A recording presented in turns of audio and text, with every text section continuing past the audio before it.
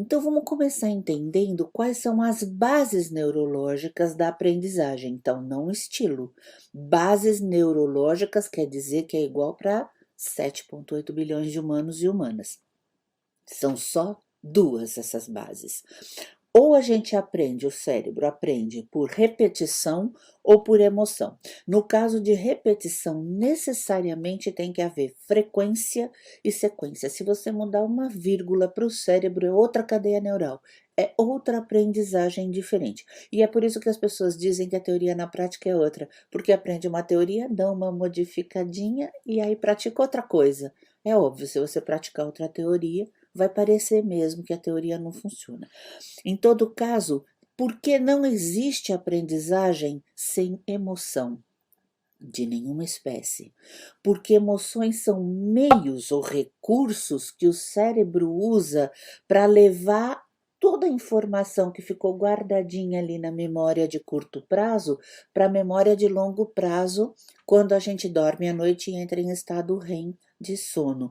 Durante o dia ou durante o momento da aprendizagem, se alguma emoção for oferecida, alguma possibilidade de se emocionar de alguma forma for oferecida para o aprendiz, ele vai produzir um neurotransmissor chamado acetilcolina. Ela vai guardar as moléculas de informação na memória de curto prazo e à noite, quando você dormir, entrar em estado REM de sono, ela relaxa, liberando a molécula de informação para ser levada para as áreas corticais, que ficam onde fica a memória de longo prazo. O nome técnico disso é conteúdo. Essa é a forma como as coisas estão hoje para nós, tá vendo? Então, os 3 elementos centrais da aprendizagem: conteúdo, estratégia e estado. Hoje o conteúdo é amo o senhor, ele é a estrela, é a coisa mais importante. Ainda é assim na maioria das empresas e das escolas, então nem se fala, né? Um currículo é uma grade curricular que você tem que passar aquele conteúdo dentro do semestre, dentro do bimestre do ano, enfim. Mesma coisa na empresa, inclusive o conteúdo programático em alguns lugares é minutado. Aí você está a serviço do conteúdo, você não está a serviço do aprendiz, tá certo? O que nós temos que fazer o quanto antes? Inverter essa situação. Eu vou te mostrar a partir de agora, nos próximos slides, por que o Estado é muito mais importante do que qualquer outra coisa nesses 3 elementos. E ele está a serviço do conteúdo, estar ou não estar na memória de longo prazo, tá ok? E nesse caso, a estratégia vai ficar a serviço do Estado. Eu vou te mostrar, mas primeiro deixa eu te falar que não precisam ser as 5 emoções básicas, tá ok? A gente nem tá falando aqui só de emoção, nós estamos falando de sensações, de sentimentos e de emoções. As 3 coisas. Diferença: sensação é tudo que você sente no corpo. E isso você pode cuidar, por exemplo, se você oferecer no presencial uma boa experiência de coffee break, por exemplo, uma integração, um aquecimento, um coquetel no final, enfim, aqui no virtual é muito difícil você conseguir isso, a não ser que o seu storytelling seja tão bom que eu me arrepie. Aí você conseguiu me proporcionar uma oportunidade de ter uma sensação, tá ok? Emoção é biológica, como a gente sente o estímulo que chega. Sentimento é a construção que a gente faz sobre a emoção que sentiu. O nosso foco não é esse agora, eu estou só deixando claro os conceitos e do que é que eu estou falando aqui, beleza? Qual é o hormônio que nós não queremos em hipótese nenhuma porque está associado ao estresse? Cortisol. Então, tudo que você faz, ou a forma como você faz, que de algum modo me deixe tensa ou constrangida, eu vou falar melhor disso lá mais para frente, vai me ajudar a produzir cortisol e nós não queremos isso.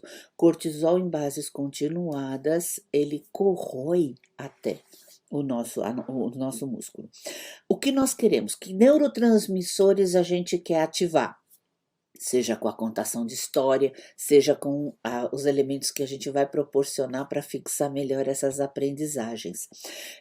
Toda vez E isso é legal, né, saber que você pode ajudar alguém, ou a si mesmo ou a si mesma, a produzir um neurotransmissor. Toda vez que você consegue fazer com que alguém sorria, ou faça algum movimento, algum tipo de atividade, mesmo que eu esteja sentada aqui, se você me pede para fazer alguma coisa, por exemplo, apontar alguma coisa em função do conteúdo, eu faço muito isso, num determinado conteúdo que eu preciso explicar. Toda vez que você consegue isto, você ajuda a pessoa a produzir endorfina, que é o neurotransmissor responsável pelo bom humor e pela alegria. Sempre que você consegue fazer com que a pessoa veja os aspectos positivos de uma situação ou de alguma coisa, o neurotransmissor produzido é a serotonina, e a serotonina é responsável pela regularização do humor de um modo geral. Quando a gente consegue que aí aqui tem uma coisa interessante, né, porque quando você fala em abraçar ou fazer carinho, você pensa logo em presença física, mas para o cérebro não necessariamente, ele já aprendeu a derivar.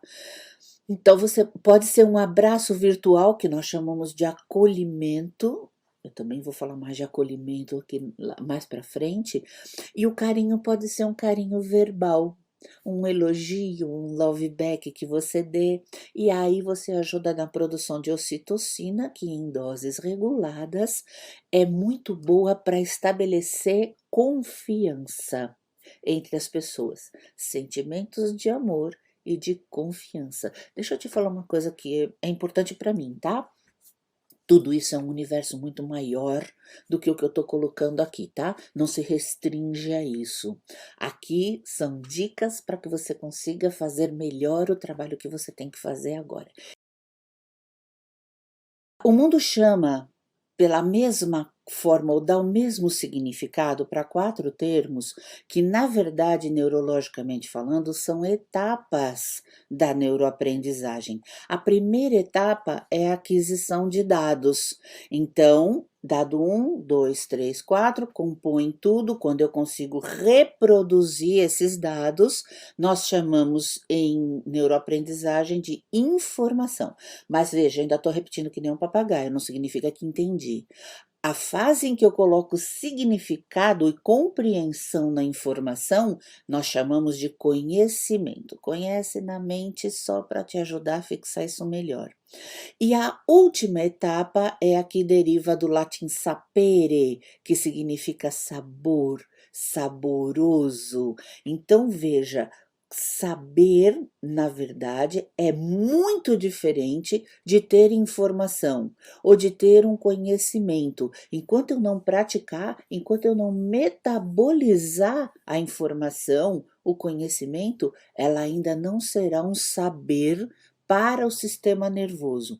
E é por isso que vocês vão começar agora a identificar por que uma empresa contrata pela milionésima vez um treinamento de liderança. Ora, porque já existe o discurso daquele conteúdo, conceito, mas a empresa não está vendo a prática, então ela continua contratando porque entende que isso não aconteceu ainda.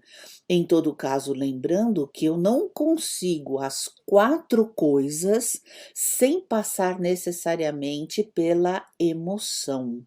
Tá certo?